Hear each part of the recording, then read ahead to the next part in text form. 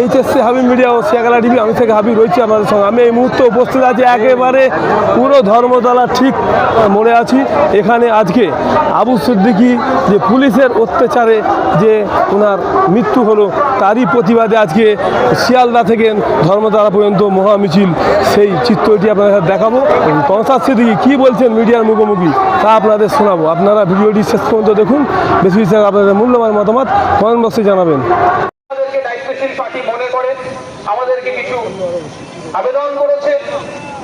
বর্তমান পরিস্থিতিতে আমরা সেটা মাথায় রেখে আমাদের মিছিলকে আমরা অনেক ছোট করে দিয়েছি।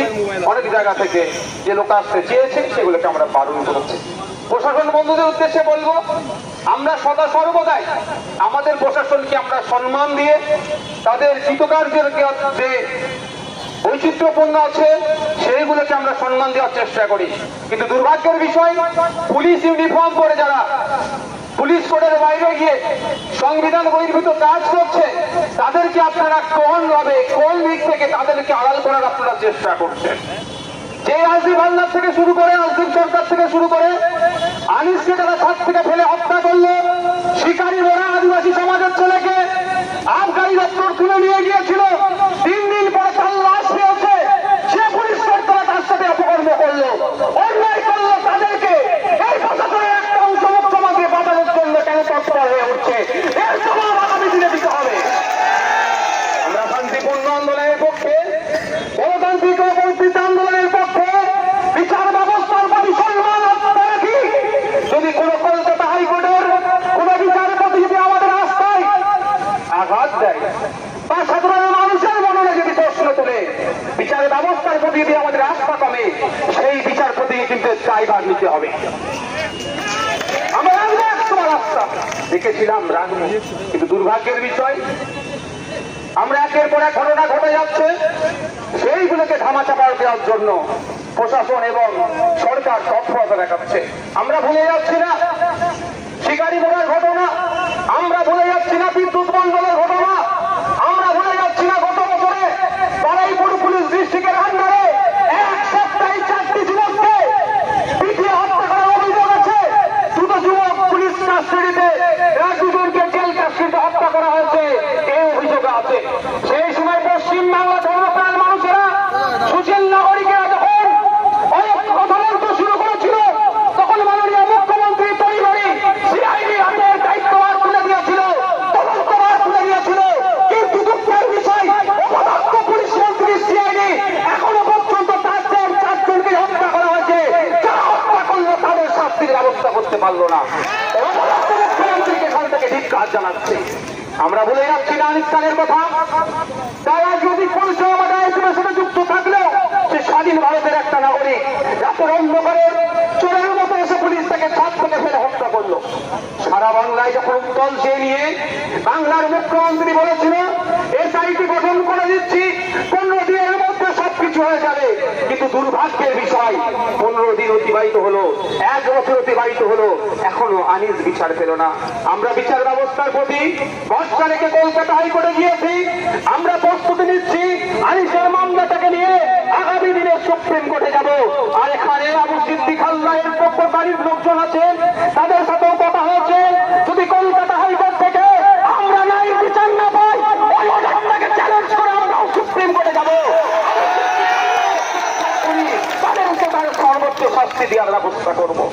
বন্ধুগণ, আমি আপনাদের বলে যাই, বর্তমান পরিস্থিতিকে সামনে রেখে চোখ কান খুলে রাখছি, যেমন এটাও ভুলে গেলে চলবে না। আপনারা যে বিষয় এসেছেন, মুখ্যমন্ত্রী বলছেন সংখ্যালঘু থেকে শুরু করে দরিদ্র থেকে শুরু করে আদিবাসীদের সব দিয়ে দিচ্ছি, কিন্তু দেখতে লাগবে কোন সময় সার্টিফিকেটকে কেড়ে নিয়ে তো কোন সময় জেলবন্দি করে পুলিশের মাধ্যমে এই পিছিয়ে বর্গের সম্প্রদায়ের উপর অত্যাচার নেমে আসছে।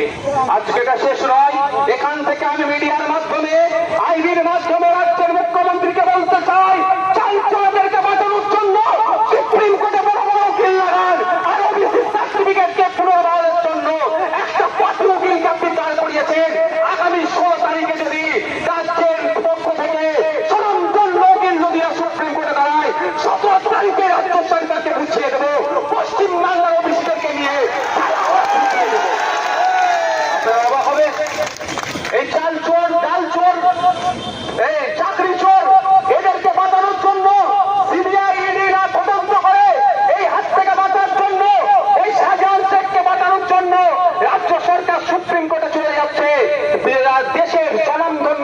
গুলোকে দাঁড় করাচ্ছে আমাদের ট্যাক্সের টাকা দিয়ে। আর পশ্চিমবাংলার যারা পিছিয়ে বর্গের মানুষ, যাদের ওবিসি সার্টিফিকেট যারা নিয়ম মেনে না করার জন্য বাতিল হয়েছে, সেটাকে রাইটাকে চ্যালেঞ্জ করে যে লয়ার গুলোকে দাঁড় করানোর দরকার, তার পরিবর্তে আমি বাকি শব্দটাকে উল্টো করে নিচ্ছি, আমি তার পরিবর্তে তুলনামূলক সিনিয়র অ্যাডভোকেটদেরকে না দিয়ে একটা লেভেলে দিচ্ছে, যাতে রকমের ওই মামলাটা সুপ্রিম কোর্ট থেকে এখানে যারা জিতে চায় জিতে যেতে পারে, কিন্তু হতে দেওয়া যাবে না। আপনাদের বলে রাখি, এই মুখ্যমন্ত্রীর বিচারিতার কথা সেই জন্যই মাথায় রেখে আমিও সুপ্রিম কোর্টে এই মামলার পার্টি হয়েছি। পশ্চিম বাংলার ওবিসি সার্টিফিকেট যারা পেয়েছে তাদের ন্যায় বিচার দেওয়ার জন্য। বন্ধুগণ, শুধু যে বিষয়ে এসেছেন আপনারা আজকে, সেই বিষয়ে বলেছে, আমি শুধু দুটো জিনিস অ্যাড করতে চাই। আজকে 22 বছরের তরতাজা ছেলে প্রসেন মন্ডল, তার সে নাকি চুরি করেছে, এই অপবাদে তাকে পেটিয়ে হত্যা করা হলো। আচ্ছা বলুন, যদি কেউ চুরিও করে নেয়, অন্যায় করতে নিশ্চিত হবে, তার জন্য প্রশাসন আছে, আইন আছে, বিচার ব্যবস্থা আছে, কিন্তু আমাদের প্রসেন মন্ডলকে পেটিয়ে হত্যা করলো, এই সাহসটা পাচ্ছে কোথায়? সাহসটা পাচ্ছে আমার রাজ্যের প্রশাসনের যিনি প্রধান আছেন, সরকারের যিনি প্রধান আছেন, মাননীয় মুখ্যমন্ত্রীর জন্য। ইসরাত আলম, আমি তার বাড়িতে গিয়েছিলাম, 100 স্কয়ার ফুটের ঘর হবে না। আপনি অবাক হয়ে যাবেন যদি কেউ বাড়িতে গিয়ে থাকেন, ভিডিও দেখে থাকেন। 100 স্কয়ার ফুটের খুব বেশি হলে ঘর হবে, সেখানে দুটো সন্তান, একটা ক্লাস 5-এ পড়ে, একটা ক্লাস 1 না 2-তে পড়ে, পরিবারকে নিয়ে থাকে, তারও চোরের অপরাধে হত্যা করা হলো, তাকে পিটিয়ে মেরে দেওয়া হলো। একের পর এক রাজ্যেতে গণপিটুনি বেড়ে যাচ্ছে, কিন্তু অপদার্থ সরকারের কোনো শব্দ খরচ করছে না। তাই এখান থেকে জানিয়ে দিতে চাই, রাজ্য সরকারকে অবিলম্বে বিধানসভায়